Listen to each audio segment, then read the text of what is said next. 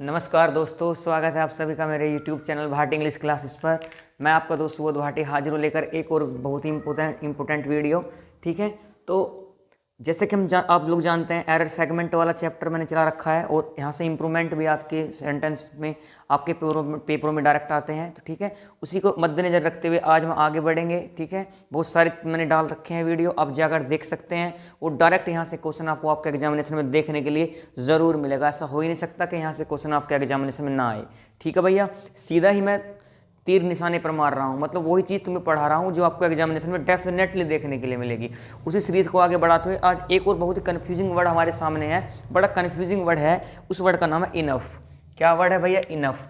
Enough के बारे में आपने बहुत बार देखा होगा कि इनफ जो है तुम्हारा, ये एक ऐसा वर्ड है, पहले इसकी हिंदी देखते हैं। इनफ को बोलते हैं काफ़ी, सफिशिएंट भी दूसरे शब्दों में कह सकते हैं। ठीक है, इनफ। अब देखिए, इनफ के बारे में आपको ध्यान रखना है। इनफ के बारे में क्या कंडीशन है, कभी कभी तो क्या होता है भैया, इनफ के साथ कंफ्यूजन करेगा तुम्हें दो वर्ड जोड़ के। एक तो एडजेक्टिव, इनके साथ इनफ आता है, और एक इनफ आता है आपका नाउन के साथ।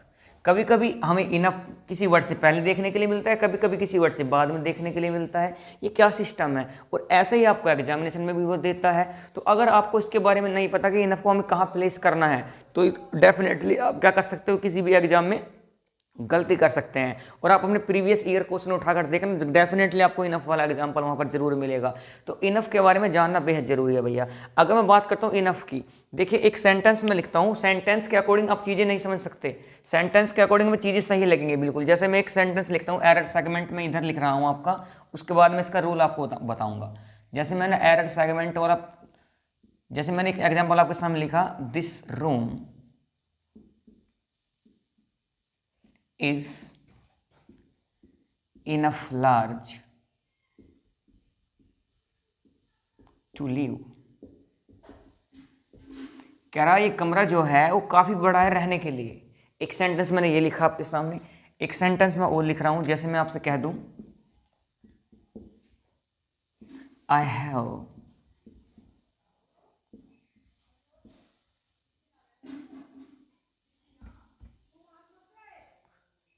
have milk enough। ये दो सेंटेंस मैंने आपके सामने लिखे। एक मैंने लिखा this room is enough large to live, कह रहा है कि ये रूम जो है काफ़ी बड़ा है रहने के लिए। और एक मैंने सेंटेंस लिखा है आपके सामने, आई हैव मिल्क इनफ, मेरे पास काफ़ी दूध है।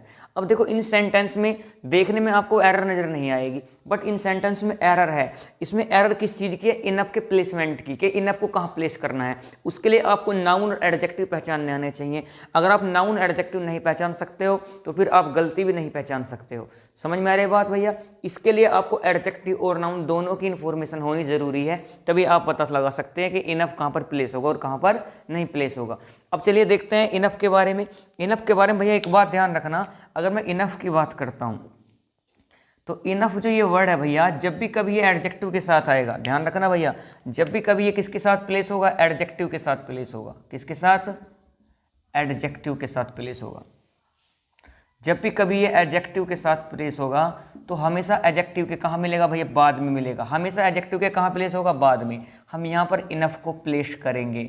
बात समझ में आ रही है? और अगर बात करता हूँ नाउन की, और नाउन के साथ अगर आपको कभी भी एडजेक्टिव इनफ मिलता है, उस केस में एडजेक्टिव का काम करता है, और नाउन से एडजेक्टिव आप जानते हैं नाउन से पहले लगाए जाते हैं। तो ध्यान रखना भैया, इनफ की इन्फॉर्मेशन अब ध्यान रखो भैया।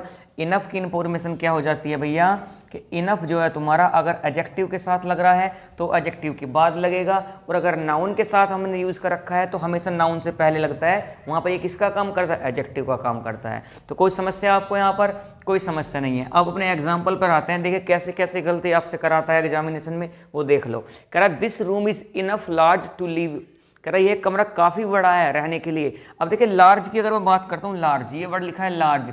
लार्ज का मतलब होता है बड़ा।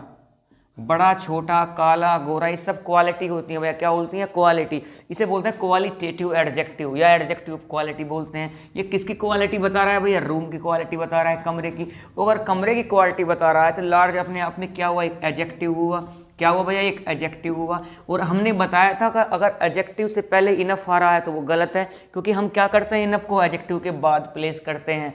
तो ये सेंटेंस देखने में भले ही अच्छा लग रहा हो, बट सेंटेंस क्या हो गया तुम्हारा, ये गलत। हमें इनफ को यहाँ से क्या करना पड़ेगा, रिमूव करना पड़ेगा। कहाँ पे लगाना पड़ेगा भैया, लार्ज के बाद। तो कहाँ पे होगा भैया एडजेक्टिव का यूज, यहाँ पे होगा हमारा इनफ का use.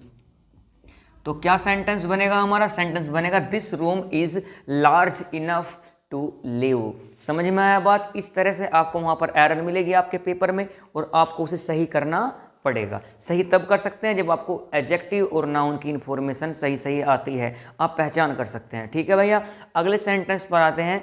I have milk enough, कर मेरे पास काफ़ी दूध है। अब देखिए इस सेंटेंस को अगर मैं ध्यान से देखता हूँ तो मेरे पास क्या है भैया, आप जानते हैं मिल्क है, और मिल्क क्या है भैया, एक नाउन है। और कैसा नाउन है, अनकाउंटेबल नाउन है। कैसा नाउन है, अनकाउंटेबल नाउन है। इतना आप जानते होंगे। ठीक है, नाउन के बारे में आपने थोड़ा बहुत पढ़ रखा होगा, आई होप सो, मैं ऐसी उम्मीद करता हूँ। तो देखिए भैया, मैंने तुम्हें बताया था अगर इनफ को हम प्लेस करते हैं, अगर नाउन है तो नाउन से पहले चला जाता है इनफ। किसी की क्या मानते हैं उसे, वहाँ पर एडजेक्टिव मानते हैं, और नाउन से पहले प्लेस होता है। तो ये आपका नाउन है, तो इनफ ये भैया यहाँ से हटाना पड़ेगा आपको। कहाँ पर प्लेस करना पड़ेगा, बिफोर द मिल्क। तो क्या सेंटेंस बनेगा आपका, तो करेक्ट सेंटेंस क्या होगा भैया, सेंटेंस होगा correct, I have enough milk. This sentence will be correct.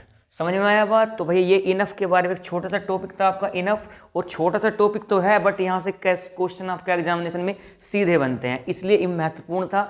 कोई एग्जामिनेशन ऐसा नहीं है जहाँ से इनफ से क्वेश्चन ना बने भैया। तो इनफ के बारे में ध्यान रखना भैया, 2 रूल। अगर इनफ प्लेस होगा तो एडजेक्टिव के बाद होता है, और नाउन से पहले इसे हम प्लेस करते हैं। ठीक है भैया, तो आप उम्मीद करता हूँ कि आपको ये वीडियो पसंद आएगा। ठीक है, इसके बाद एक वीडियो मैं आपके लिए टाइपिंग के लिए डालूंगा, जो CHSL की टाइपिंग आने वाली है। बहुत से बच्चे क्वेश्चन पूछ रहे हैं उसके लिए। तो आज एक वीडियो आपको दोपहर को मिलेगी। ठीक है, तो उम्मीद करता हूँ आपको वीडियो पसंद आएगा। इसी के साथ मैं आपका दोस्त सुबोध भाटी आपसे विदा लेता हूँ। फिर कल मुलाकात होगी फिर किसी अच्छे टॉपिक के साथ जो सीधा एग्जामिनेशन में आते हैं। तब तक के लिए बाय, ख्याल रखिए अपना, खुश रहिएगा। Have a good day.